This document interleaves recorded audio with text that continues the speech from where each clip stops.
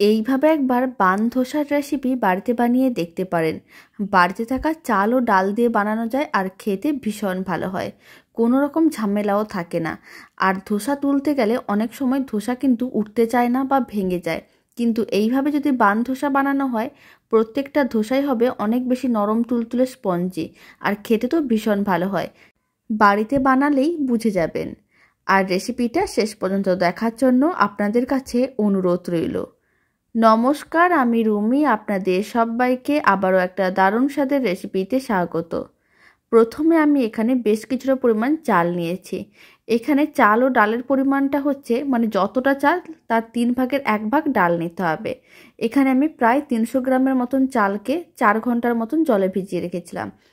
আর 100 গ্রাম বিউলির ডালকে আমি 4 ঘন্টার মতন জলে ভিজিয়ে রেখেছিলাম। তারপরে খুব ভালো করে 3-4 বার জল দিয়ে ধুয়ে পরিষ্কার করে রেখেছি। এবার চাল ও ডালগুলোকে এক জায়গায় নিয়ে নিতে হবে।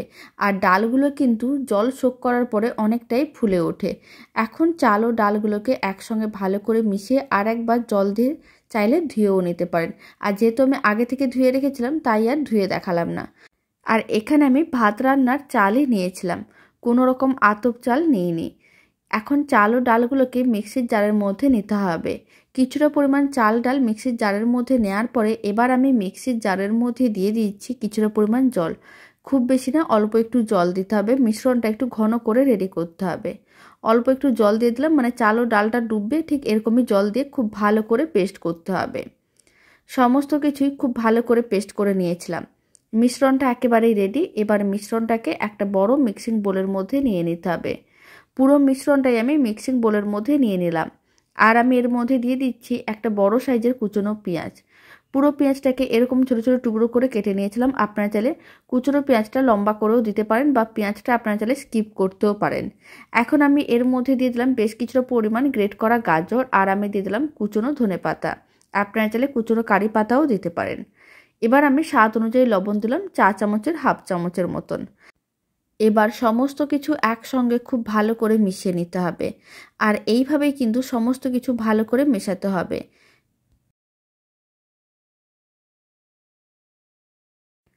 সমস্ত কিছুই খুব ভালো করে মেশানো হয়ে গেছে।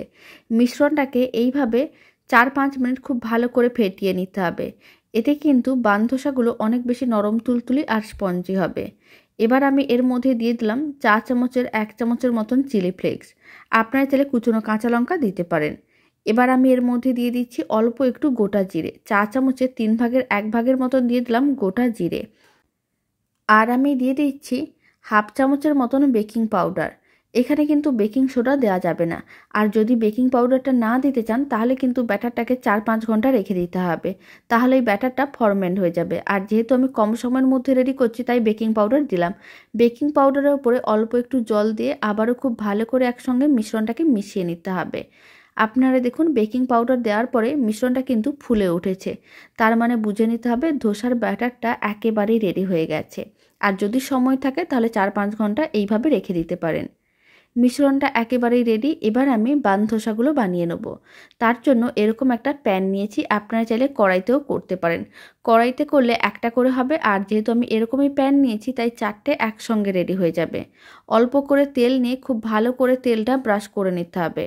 খুব ভালো করে তেল ব্রাশ করা হয়ে গেছে। এখন ফ্লেমটা মিডিয়ামে করে দিলাম। ফ্লেমটা মিডিয়ামে রাখার পরে কিছুটা করে মিশ্রণ নিতে হবে আর এইভাবে প্যানের মধ্যে দিয়ে দিতে হবে।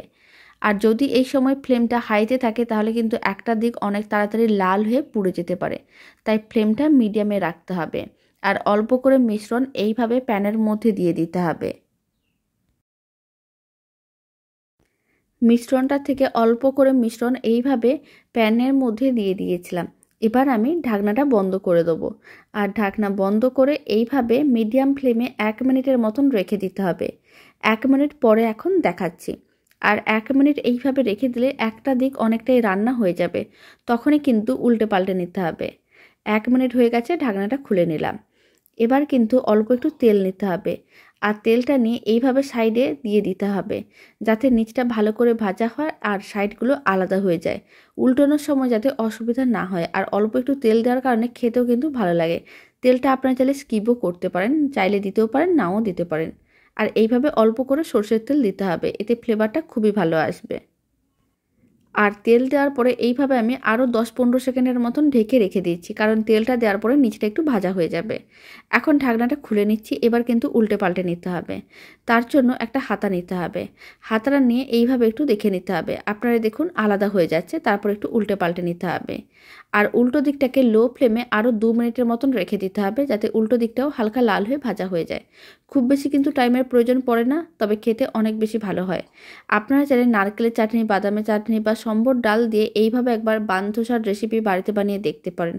বানানো যতটাই সহজ, খেতে অনেক বেশি ভালো হয়। আপনারা চাইলে ব্যাটারটা বানিয়ে স্টোর করেও রেখে দিতে পারেন। আর যখনই মন চাইবে ফ্রিজ থেকে ব্যাটারটা বের করে এইভাবে বানধোসা রেডি করে নিতে পারেন। দুদিকই মানে উল্টো দিকটাকেও হালকা লাল করে ভেজেছিলাম, তবে আপনারা চাইলে আর একটু বেশি লাল করেও ভাজতে পারেন, তবে এরকমই হালকা লাল করে ভাজলে খেতে অনেক বেশি ভালো লাগে। এবার আমি একটু বানধোসাগুলোকে উল্টে পাল্টে নিলাম। এবার আমি তুলে একটা প্লেটের মধ্যে রেখে দেবো। আর বাকি যে ব্যাটারটা আছে সেই ব্যাটার দিয়ে একইভাবে বাকি বানধোসাগুলো রেডি করে নিতে হবে। রেসিপিটা কেমন লাগলো কমেন্ট বক্সে জানাতে একেবারেই ভুলবেন না। আর ভালো লেগে থাকলে আপনারা যদি ফেসবুক থেকে রেসিপিটা দেখছেন, পেজটিকে ফলো করে নেওয়ার অনুরোধ রইল। ইউটিউব থেকে দেখলে চ্যানেলটি সাবস্ক্রাইব করে নেওয়ার অনুরোধ রইল। পাশে থাকা বেল আইকনটি প্রেস করে নেবেন নতুন রেসিপির আপডেট সবার আগে পাওয়ার জন্য। এখন একটা বানধোসা ভেঙে দেখিয়ে দিচ্ছি।